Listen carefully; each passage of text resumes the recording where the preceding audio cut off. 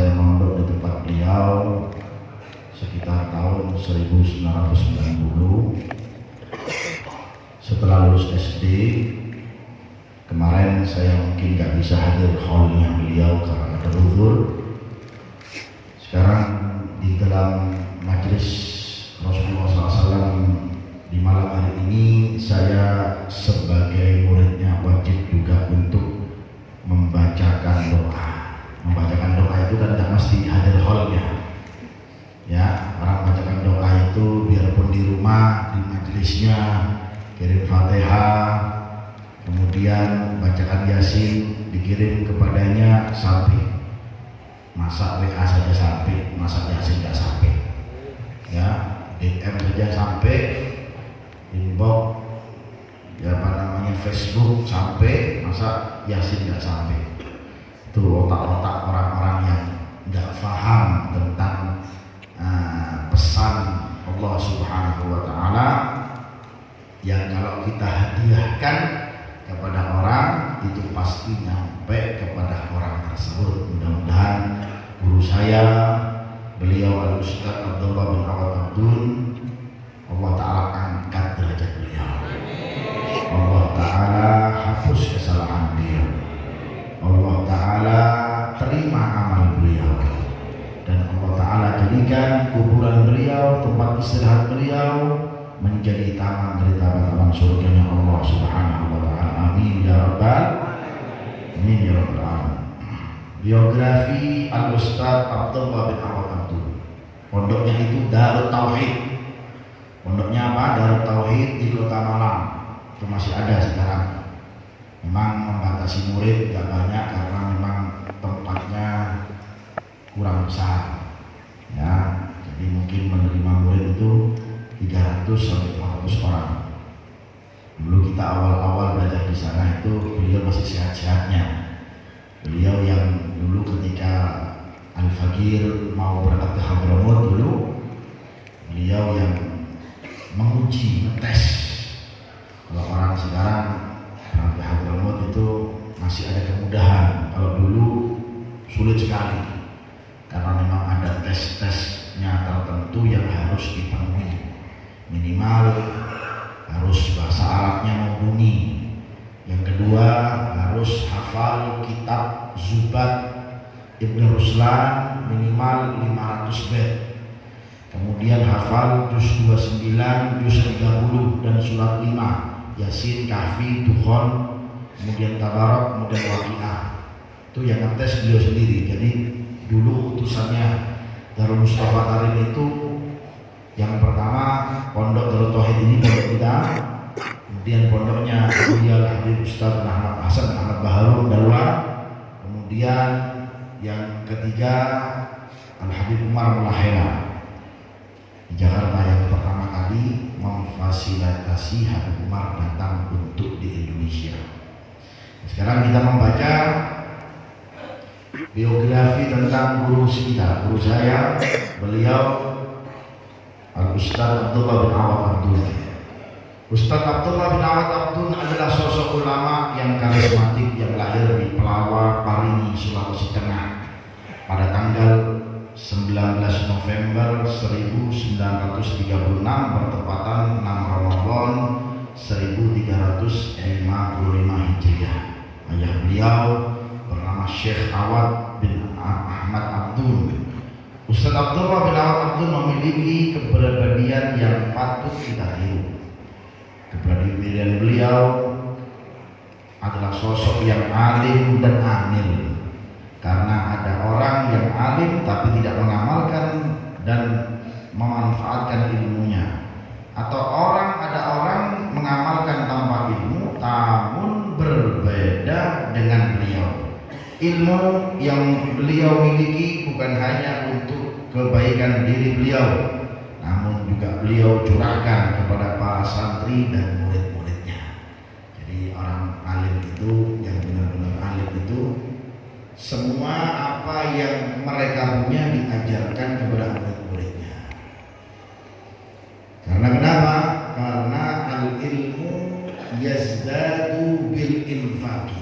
Ilmu itu makin bertambah jikalau makin disebarkan. makin di-share, ya, makin bertambah. Makanya kalau antum punya ilmu, share, jangan disimpan sendiri, ya, bisa berbagi, diajarkan kepada orang lain. Orang alim seperti itu adalah orang alim yang memiliki kepribadian yang begitu luar biasa. Tapi memang melihat terkadang kapasitas murid-muridnya, gak semua diajarkan. Takut apa? Takut memorinya tidak kuat. Jadi tergantung kadernya murid ini pantas nggak kalau saya ajarkan seperti ini. Murid seperti ini pantas nggak? Mampu nggak? Nggak semuanya langsung diajarkan semuanya, nggak. Melihat kapasitasnya. Kalau tidak nanti apa? Salah tangkap, salah paham dan salah tafsir akhirnya ketika mengajarkan kepada orang lain. Makanya sering saya himbau kalau antum hadir majelis-majelis ilmu, ya boleh, bagus, sangat bagus.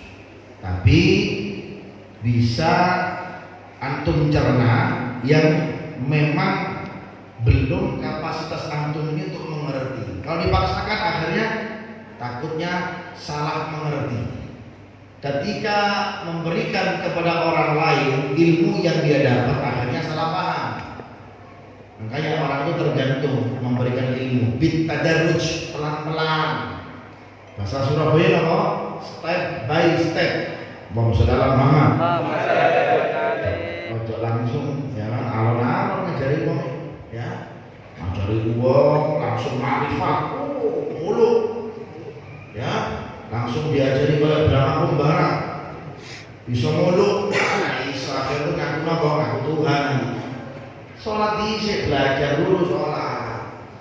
Pentingnya hadir majelis ilmu itu gimana? Pelan-pelan.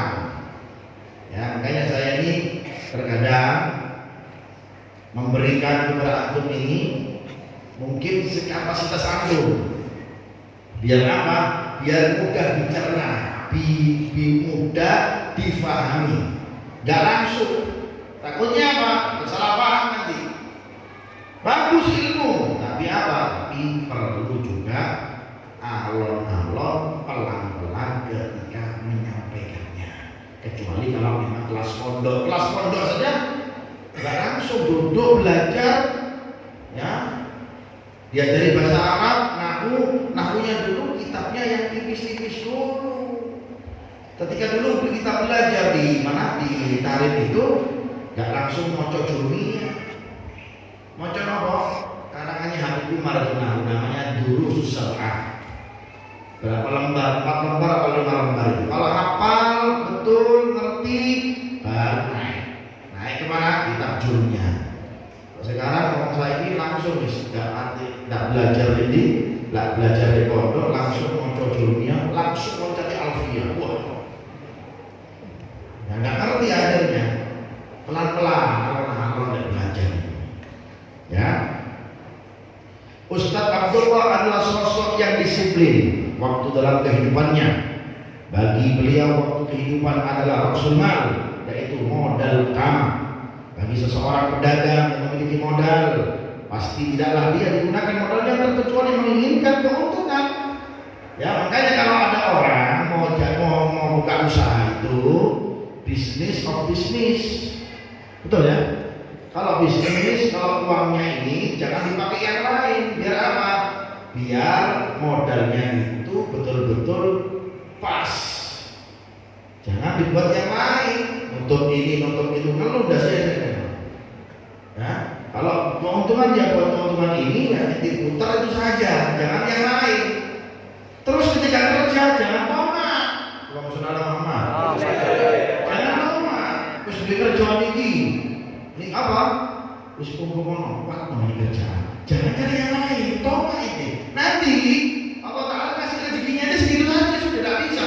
Masih ya bukan usaha yang lain, masih ya bukan usaha yang lain. Ya, misalkan contoh ente sekarang jualan apa? Jualan dagang apa namanya? Baju contohnya. Sukses enak. Ya, dikasih Allah Ta'ala gampang, mudah ini. Jangan coba-coba jadi pedagang Iki mumpung dhisik. Biar mantap, biar bagus, manajemennya bagaimana, enak. Ya. Lihat, itu jangan remehkan apa sih dodolan pentol itu. Saya tahu pentol, tapi gue BMW kemana? Ojo mereka loh. Tapi kenapa seperti itu keuntungannya? Karena mereka konsisten. Betul apa tidak? Lek dadi alim, wong alim wae ojo coba dari dagang. Ngelundasmu. Karena nggak bisa dibedakan, nggak bisa disatukan dunia dan akhirat. Dunia ya dunia, akhirat. Tapi lek sampean milih akhirat, dunia enggak. Ojo tamak lagi gua enggak iso gitu tamak. Ada utang. Buka ini, buka. Oh, habis. Kerjanya apa? Kerjanya kerja buka apa? Duit. Jam 1 tangi. Duit. Jam 1 sembahyang. Nggih. Jam 1 apa? Sembahyang ojo update online wae, monggo dituku. Ya. Isi sabar. Ya, apalagi sebentar lagi apa akan datang bulan apa? Bulan Ramadan ini kesempatan nih. Sohibul sarung nih. Ya kan, sohibul dodolan ini. Wis mari kesempatan wis. Akhirnya ibadahnya enggak karuan. Ditarik itu kalau bisa antum banyak orang-orang yang lulusan tarik itu. Bagaimana mereka dalam dunia? Ya. Buka tokonya jam 9 pagi. Tutup sak durung tutup. Kemudian apa habis turun buka sampai mari asar buka sak durung buka jam 5 tutup. Ndak apa? Ndak buka lagi. Apa? Ibadah tarawih. Begitu dan begitu. Ibaratnya kerjanya berapa jam? Lek kita mulai motor Ramadan jam 7 wis kerja. Tak pernah ada THR ya. Oleh fulus ini soalnya kalau sudah setelah kampung siapa bilang? Jangan takut ente. Ya, jangan apa? Jangan takut rezeki. Ya, rezeki sudah ada jalannya masing-masing, bukan ente ngatur, Allah Taala yang ngatur. Beb, nggak bisa jalan ini apa ada? Nggak bisa batuk, beb. Nggak bisa mangan, tuh, nggak bisa mangan. Gimana? Jangan takut. Ente tahu orang yang di rumah sakit ya? Tahu nggak orang di rumah sakit? Yang di ICU, ya? Iso mangan? Iso mangan enggak? Jajannya ku apa? Betul enggak? Jajannya ku apa? Rotinya apa? Kadang-kadang yang jaga lebih gemuk daripada yang jaga. Betul atau tidak? Kok bisa dapat rezeki? Tidak kerja loh. Lo bisa mana? Tidak batuk loh. Tidak kerja. Kok bisa ada rezekinya? Tapi lain sisi tidak bisa makan.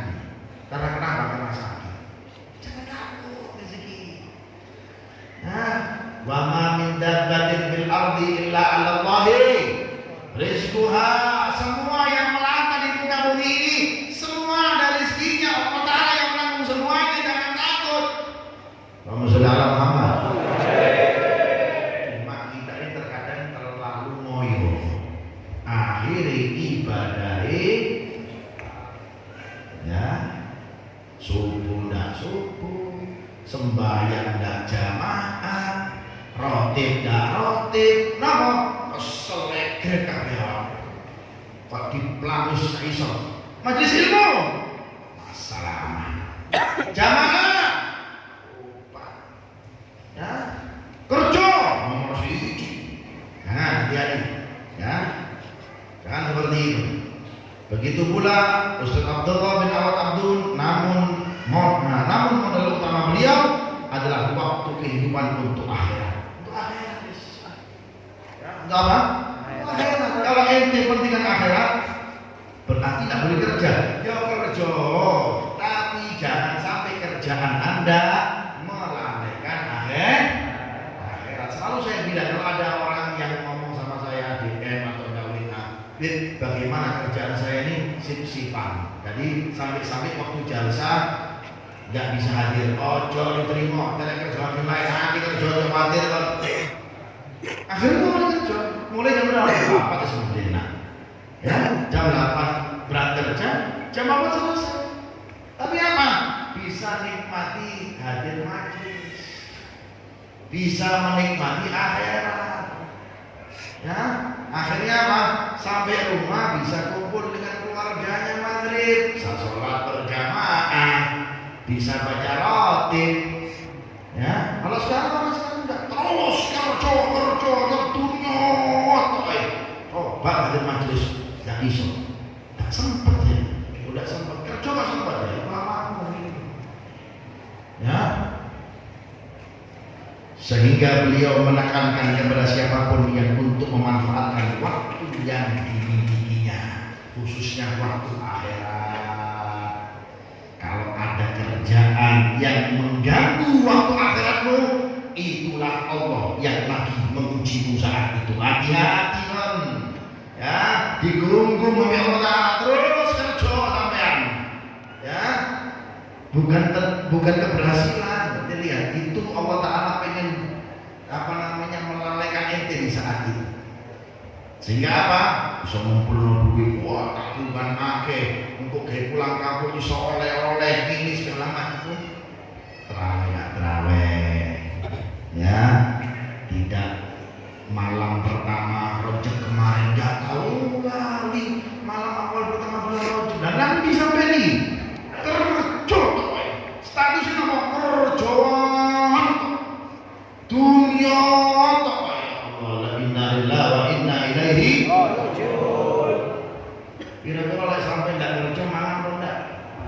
Mangan atau enggak? Coba hati mangan. Anak cilik loh, anak bayi bisa kerja enggak? Anak cilik bisa kerja enggak? Buatan. Bayi loh, bisa kerja enggak? Kok bisa mangan? Bisa makan enggak? Belum makan loh, sehari 3 kali. Kok bisa makan? Karena ini tidak bisa dicerahin dengan apa namanya, dengan mata telanjang kita, dengan kepala kita. Ya, semua penggeraknya Allah Subhanahu Wa Taala. Cuma ini jangan lupa ada asbab-asbab yang harus diketuk hingga membuka pintu rezeki Anda. Ketuk dong. Kalau ini ketuk, gak capek ini. Gak apa? Gak capek. Semua yang mudah. Malam nggak pernah makan. Ditelepon orang nomor 1 diangkat. Ditelepon Allah Ta'ala setiap malam, hal minta izin, hal min mustaghfirin, hal min sa'il. Ditelepon oleh Allah Ta'ala, dikirim WA jalan Ta'ala. Hal min sa'ilin, apakah ada dari hambaku yang mau meminta kepadaku? Yang diminta dilihat apa? Bingung dengan kerjaan dunia ini, ya, nggak minta dengan Allah Subhanahu Wa Taala. La ilaha illallah. Inna lillahi wa inna ilaihi raji'un. Selain itu sifat beliau yang mulia yaitu pengorbanan dalam menuangkan ilmu. Makanya orang-orang soleh terdahulu paling gampang mengetuk pintu rezeki adalah dengan apa? Hadir majelis ilmu. Bahkan lebih afdal daripada 1000 rakaat, lebih afdal daripada menjenguk 1000 orang sakit, bahkan lebih afdal daripada melayat 1000 jenazah. Antum hadir apa? Majelis ilmu antum hadiri malam ini lebih afdal dari itu semuanya. 3000 dikumpulkan, 1000 sholat jenazah, 1000 menjenguk orang sakit, 1000 apa? Melayat jenazah. Subhanallah. Cukup dengan apa? Oh, sudah jelas. Cuma kadang-kadang makanya orang itu tak punya guru kayak gitu. Karena gurunya selalu memberikan ajaran dunia, subul, kerja. Tidak pernah memberikan gurunya ini apa? Yang didekati masalah akhirat enggak apa? Kerjaannya cuma dibimbing masalah pekerjaan. Ya ibadi, lihat Allah Ta'ala ya, saking cintanya Allah Ta'ala. Ya ibadi, ya Adam, Hei anak cucu Adam, khalaqtuka lil ibadah fala tal'ab. Anak cucu Adam, wahai hambaku, kuciptakan sampean Anda semuanya untuk ibadah. Jangan main-main dengan ibadah. Fala tal'ab. Dhamantu rizqaka fala tad'ab. Kalau engkau konsisten ibadahmu, gak main-main dengan ibadah, sholatnya selalu menjaga takbiratul ihram dengan imam selama 40 hari. Apa kata Allah Ta'ala? Doman tulis doga fala tetap, aku jamin rezekimu tanpa kau harus capek. Ojo tangi jam siji kesal banget, grek kamu terokan. Betul atau tidak? Betul. Doman tulis doga fala tetap, aku jamin rezekimu tanpa engkau harus capek. Allah. Maksudnya apa? Ibadah utama. Tidak ra'aita, kalau engkau pernah melihat ada penuntut ilmu yang jaga takbiratul ihram ma'al imam, fanfur yadek minna. Wis ojo dikonco manis. Jak joko salat jamaah percuma, ini butuh konco. Karena kenapa? Orang yang menjaga takbiratul ihram ma'al imam selama 40 hari mendapat barokatun minan nar wa barokatun minan nifaq. Orang yang menjaga 40 hari apa? Takbiratul ula ma'al imam. Takbiratul ula ma'al imam. Maksudnya, nek wis takbiratul ihram imam Allahu Akbar, ente langsung Allahu Akbar nututi takbiratul ihram dengan imam. Coba praktek 40 dulu. Berapa? 40 hari. Ini ada ceritanya. Saya dapat kemarin dari ceritanya Abu Abdurrahman. Pernah suatu saat ada orang ketika tawaf di Ka'bah. Duduk tawaf nang Simokerto atau nang Surabaya. Tawafin nang di? Tawafin nang Ka'bah. Suatu saat ketika tawaf, jenenge wong tawaf lirik ya, kanan dan kiri. Ketika lirik kanan melihat wanita cantik. Wah. Ya, melihat apa? Wanita cantik. Jenenge lanang, kata wanita ayu, langsung dari basa-basi, ton tak lamar aku kamu dari Korea. Wah, kita keren. Gak ada yang berani begini orangnya. Paling dari orang yang begini cuma pacaran dulu yuk. Ya, ta'arufan dulu yuk. Teman DM-an dulu yuk. Video call dulu. Gak kenceng lagi jenenge. Nah, jadi orang langsung dimarahi, wes aku kepingin nikahin lo. Sekarang dia boleh nikah, tak ketolong untung nikah saja. Si wedok heran, ini mesti ambil tawaf ke ibadah, kok pikiran kawin? Ya, hadir majlis, saya ditongkok wedok, tapi di sini nggak ada. Di sini nasolihin semua. Ya, kalian mantu kan ada yang teman-teman merenggapi apa? Allahumma sholli ala Muhammad. Allahumma sholli ala Muhammad. Allahumma sholli ala Muhammad. Semua kita kawin sampean. Statusnya kapan menikah? Insya Allah tahun depan menikah. Wah, belum tentu. Sebelum itu kawin, jodoh, mati, umur, rezeki itu siapa? Allah. Minta kepada Allah Subhanahu wa Ta'ala, bukan Anda. Betul apa tidak? Betul. Ini perempuan ini si iso-isoi, tawaf, nah Ka'bah, kok pikirannya kawin? Si perempuan ini orang ya kan kepingin memberikan dia pelajaran. Ya wis, tak terima, tapi dengan syarat. Apa syaratnya? Ente selama 40 hari ente harus mendapatkan takbiratul ihram dengan imam dan sholatnya harus di haram sini, di Ka'bah sini, di mana? Di Masjidil Haram. Wah gampang, jangankan 40 hari, buatmu 100 hari. Cinta ya, kalau cinta udah melekat, ya. Orang udah buta. Betul apa tidak? Cinta buta. 40 hari untukmu sayang 100 hari. Jangankan 100 hari, untukmu sayang 1000 hari. Siap? Silakan. Udah hari pertama takbiratul ihram. Sebelum imam datang, sebelum yang alim datang, dia sudah di belakangnya imam di Masjidil Haram. Allahu Akbar. Dia sudah sholat di sini. Ya. Hari kedua, hari ketiga, hari keempat, 10 pertama, ini orang sholatnya orangnya ini makin berubah, makin khusyuk kepada Allah Subhanahu wa Ta'ala, makin beda rasanya. Ya. 10 kedua, jadi saya singkat ceritanya ya. 10 kedua, makin terlena semuanya untuk Allah Subhanahu wa Ta'ala. Makin merasakan nikmatnya sholat, makin khusyuk sholatnya. Tidak ada pikiran di dalam pikirannya, benaknya itu kami tidak ada. 10 ketiga, makin tenggelam rasa isyiknya, mahabbahnya dengan Allah Subhanahu wa Ta'ala. Sholatnya makin khusyuk dan lain-lain. 10 keempat, lebih lagi. Sholatnya itu kan ada orang itu memang sholatnya itu memang apa? Bertambah-tambah terus. Kalau kita kan sholatnya segini-gini wae.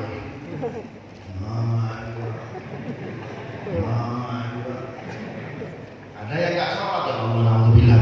Gimana mau merasakan enaknya hidup tidak sholat?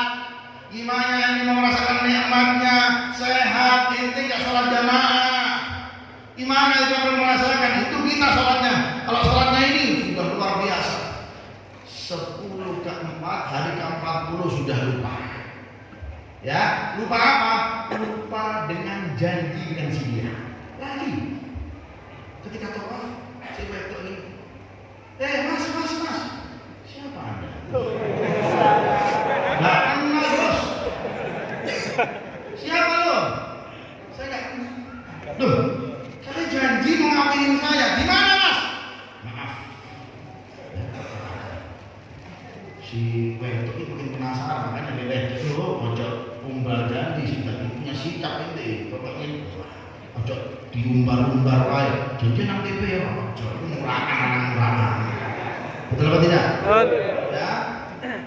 Kemudian tawaf lagi, muter lagi, mas. Sampai kan sudah punya jenis masalahnya, loh. Siapa Anda? Siapa sampai nih? Loh, sampai lagi dah. Karena sampai kemarin waktu 40 hari yang sebelumnya sampai tiba-tiba datang ke saya mau nikahin saya. Maaf, saya tidak kenal Anda. Diri saya makin isyik dengan Allah Ta'ala, makin mahabbah saya dengan Allah Ta'ala. Yang kenal Anda sudah jadi wali Allah Subhanahu wa Ta'ala. Berkatnya apa? Berkat arahan dari perempuan tadi, sehingga saya cerita laki ini yang betul-betul menjaga takbiratul ihram dengan imam selama 40 hari akhirnya menjadi wali Allah. Allahumma sholli ala Muhammad. Jadi beda-beda memang lagi nyawin sampean. Ya, dalam ambil aku 40 tahun majelis Rasulullah. Ya lagi ke sampean. Saudara Muhammad. Betul tidak? Kamu udah punya sikap. Oh, gampang. Ya, subhanallah itu ya. Gara-gara takbiratul ulama imam dijaga 40 hari sehingga keadaannya berubah menjadi orang yang dekat dengan Allah Subhanahu wa Ta'ala. Akhirnya bukan hanya dunia, perempuan pun yang cantik, yang ayu dilupakan. Akhirnya apa? Dirinya selalu dekat dengan Allah Subhanahu wa Ta'ala. Coba praktek mau 40 dino rezekimu nanti tuh coba 40 dino ya, takbiratul ihram imam ya, jangan telat ya. Dia mulai jam 6 terus. Coba. Allah mas. Allahumma shalli alaihi wa ala alihi. Kalau takbiratul ihram wahi namanya itu. Takbiratul qadha. Ya kan? Takbiratul qadha ma'al imam. Kalau gimana kalau saya mau mengulang berapa apa? Misalkan ente mau masuk al-hidayah sudah 1 rakaat, inti ulang lagi supaya apa? Supaya tidak ketinggalan takbiratul ula sama imam. Ada anak belum sholat nih, teman nih. Boleh. Coba inti amal, inti akan merasakan minimal dapat apa? 2 jaminan dari Allah Subhanahu wa taala melalui sabda Nabi Muhammad SAW, barokatun minan nar wa barokatun minan nifaq. Dijaga dari apa? Dari api neraka dan dijaga dari kemunafikan.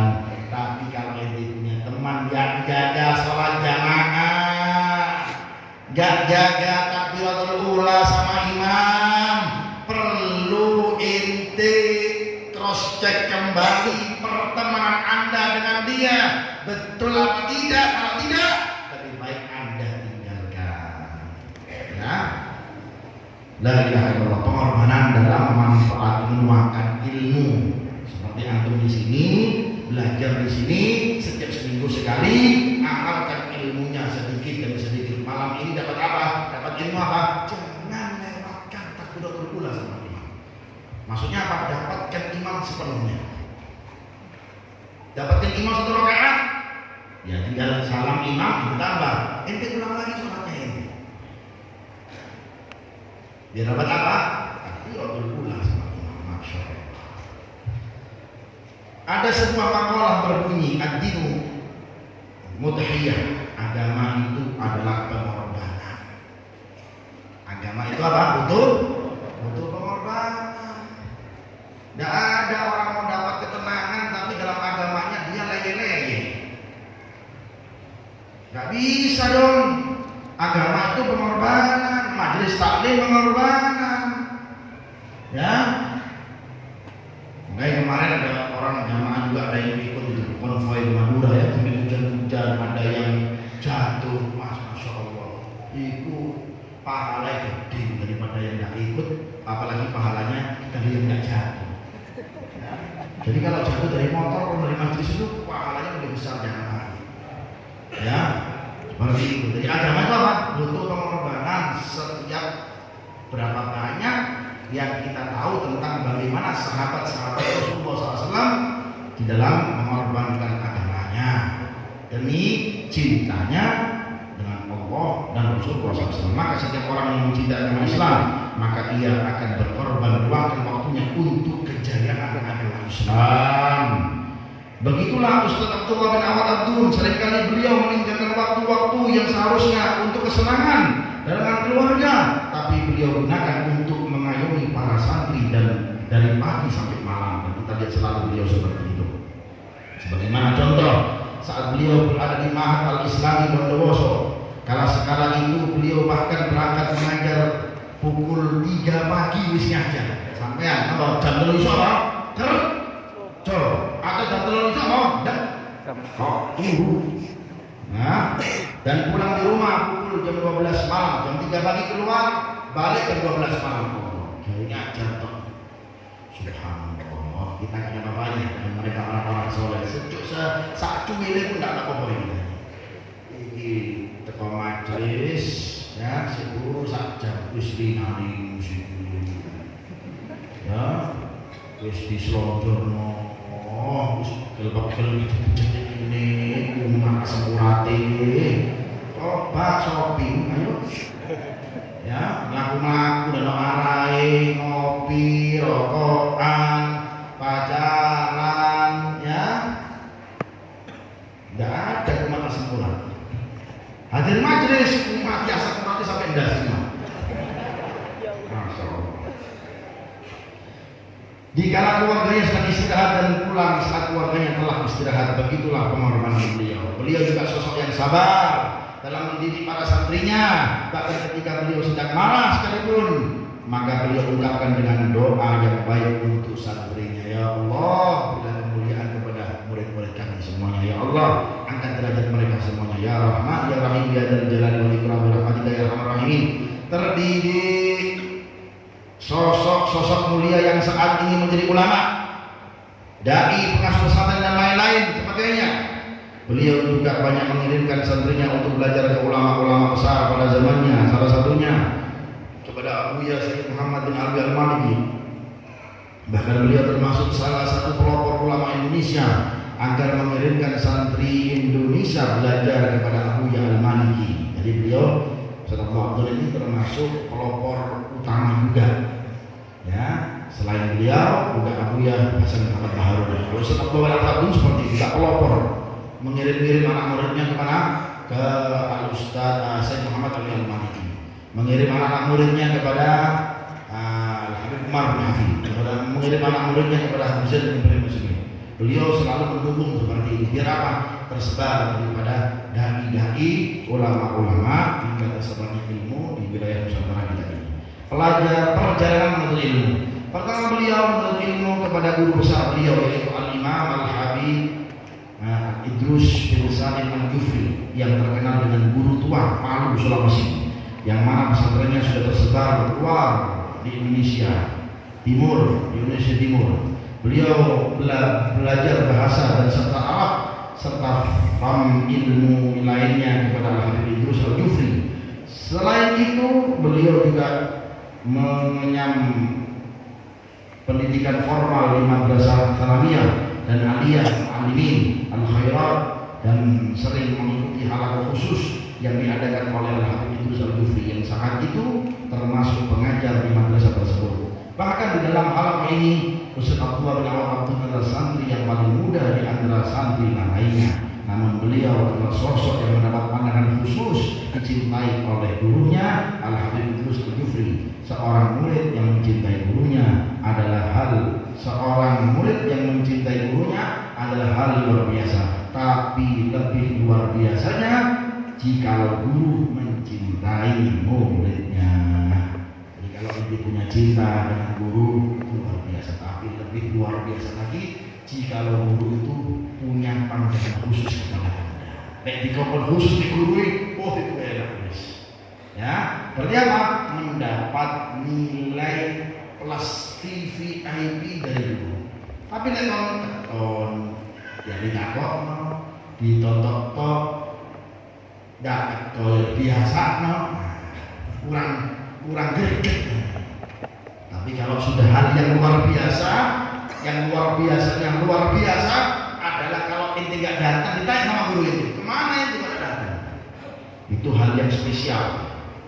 Katanya Al-Habib Ali bin Muhammad Al-Habsyi Syaikhul Maulid mengatakan bukanlah sesuatu yang luar biasa, bahkan biasa kalau ada seorang yang mencintai seorang wali.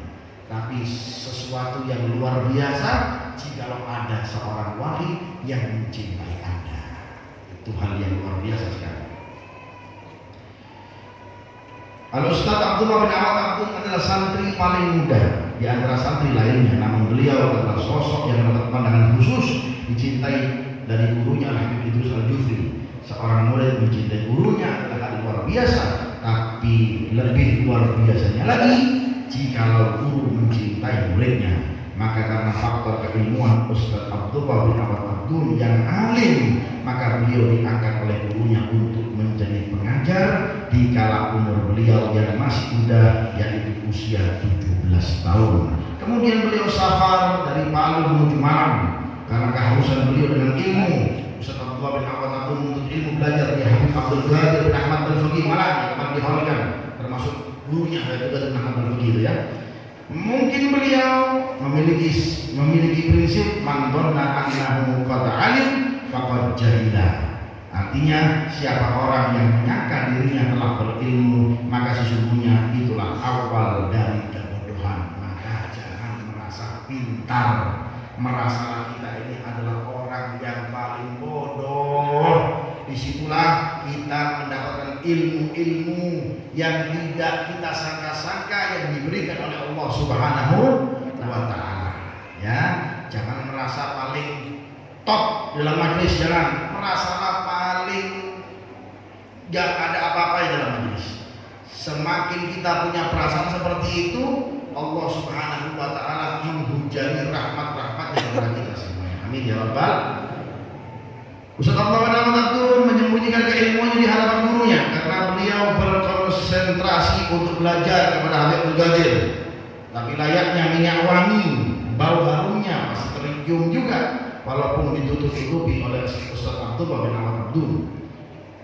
Harum keilmuannya tetap tercium oleh gurunya Habib Abdul Qadir bin Faqih. Maka Habib Abdul Qadir memberikan syarat kepada Ustaz Abdullah jika ingin tetap belajar kepada beliau, yaitu selain belajar beliau juga harus mengajar di Darul Hadis Al-Faqhiyah Malang, Jawa Timur. Hingga seiring berjalannya waktu, beliau semakin bertambah keilmuannya. Bahkan beliau juga rutin belajar di halaqah khusus Al-Habib Abdul Qadir bin Ahmad Al-Faqih dini hari, mulai jam 12 malam sampai jam 2 pagi. Besok jalsa Isnin diganti waktunya jam 12 malam selesai, mulai jam 12 selesai jam 2. Kira-kira harus berapa? Nah, berapa teman? Insyaallah. Sama-sama turun HP ya.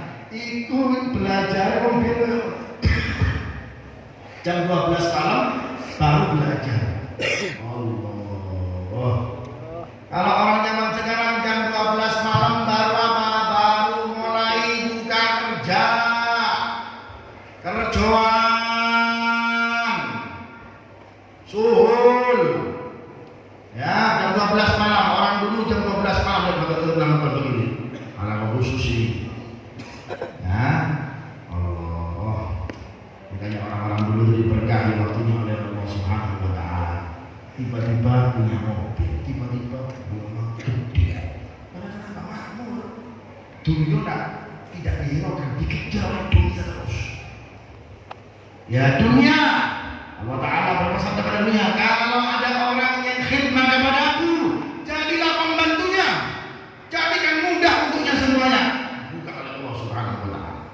Tapi kalau kita menjadi babunya dunia, maka kita pun akan dilenyapkan dengan dunia. Maka jangan sekali-kali kita menjadi pembantunya dunia. Dunia itu jadikan kita sebagai perantara kepada Allah Ta'ala. Selesai masalah, ente akan dikejar dengan dunia. Amin ya Rabbal. Pasti Anda yang jadi manajer, Anda yang jadi presiden di salah satu perusahaan, mulai sekarang rubah niatnya. Saya siap dipecat kalau seandainya dikasih yang sampai mengganggu waktu saya. Wis, lebih baik jadi OB daripada jadi presiden direktur, tapi apa? Mengganggu waktu majelis. Punya prinsip seperti itu, jangan takut. Insya Allah. Ya, tapi ini butuh apa? Butuh tatak-tatakan, butuh tekad yang kuat. Masuk kalah pemain bola, masuk kalah bonek ini, ya kan? Bodoh nekat jadi tukaran kok. Bodoh nekat dengan apa? Dengan masalah dunia. Allah Ta'ala permudah insya Allah. Amin ya Rabbal. Ya, jam 12 malam sampai jam 2 pagi. Setelah sekian tahun belajar dan mengabdi ke Darul Hadis, beliau kembali ke Palu untuk melanjutkan pendidikan formal beliau dan belajar di Fakultas Syariat dan belajar bahasa Arab di Indonesia Al-Khairat dan Fakultas Usuluddin dan Tarbiyah di IAIN Alauddin. Lalu pada tahun 1971 beliau diminta oleh Al-Habib Al-Barakah Al-Habib Saleh bin Muhsin Al-Hamid Tanggul untuk berkhidmat mengajar di Ma'had Al-Islami Bondowoso, Jawa Timur. Beliau gunakan waktunya untuk apa? Mengajar dan belajar. Digaji tidak? Digaji tidak? Tidak tahu gajinya berapa. Kalau ente masuk perusahaan, berapa dulu gajinya? Ya, biro diisi. Dan itu saya nggak mau. Ini jangan takut ini orang-orang soleh, nggak punya takut diri mereka. Dalam diri mereka itu dunia sepele, nggak ada artinya mereka.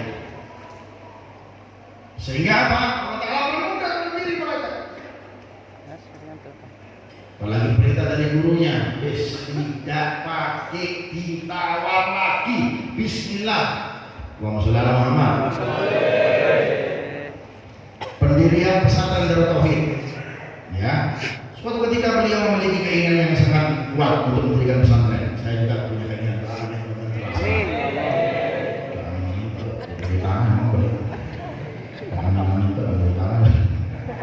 yang ya. Kalau mau digratiskan ke saya ya monggo, ya. Mau dibeli tapi nggak bisa beli cash. Saya apa? Saya cicil tapi tanpa bunga. Insya Allah. Saya kepingin doakan, kepingin punya pesantren di Surabaya. Ini yang ini. Terus pindah, terus pindah, kepingin tanah yang apa nanti. Ya tinggal bangun nanti sama satu hati yang bangun. Ya, bangunan ala Eropa. Arabian Eropa nanti ya. Masya Allah. Allahumma sholli ala Muhammad. Diminta oleh soleh dengan memiliki keinginan yang sangat kuat untuk mendirikan pesantren. Maka alhamdulillah dengan izin Allah beliau mendirikan pesantren pada tanggal 20 Agustus 1981 bertepatan dengan 20 Syawal 1401 Hijriah, dan nama pesantrennya adalah pemberian dari Abuya Sayyid Muhammad Al-Maliki Al-Hasani, yaitu pondok pesantren yang bernama Darut Tauhid yang terletak di Malang, Jawa Timur. Insyaallah pada kesempatan di hal berikutnya kita akan bacakan dari tentang guru-guru Al-Ustaz Abdullah bin Abdul, ya. Mudah-mudahan kita kecepatan berkahnya insyaallah, ya. Dan kita dapat berjaya orang-orang soleh, ya. Orang-orang soleh selalu waktunya tidak ada dalam diri mereka kecuali yang dikejar Allah. Kalau Anda kejar Allah yang maha besar, yang kecil pun pasti ngikut, ya, ngatut panggil sampean. Tapi kalau yang hanya yang Anda kejar cuma kerjaan yang sampai melalaikan Anda dengan majelis, yang sampai melalaikan Anda dengan sholat jamaah, yang sampai melalaikan Anda dengan membaca Al-Quran. Apalagi ya bulan Rajab ini bulan istimewa, tidak dimakmurkan, tidak ada waktu yang khusus untuk istighfar. Na'udzubillah min dzalik. Maka kalau bisa saran saya, cross check betul kerjaan Anda dan perlu diistiqomah betul-betul hingga mendapat arahan dari guru, hingga kerjaan kita itu betul-betul diridhoi oleh Allah Subhanahu wa Ta'ala. Mudah-mudahan berkahnya, mudah-mudahan kita dengan majlis yang seperti ini Allah Subhanahu wa Ta'ala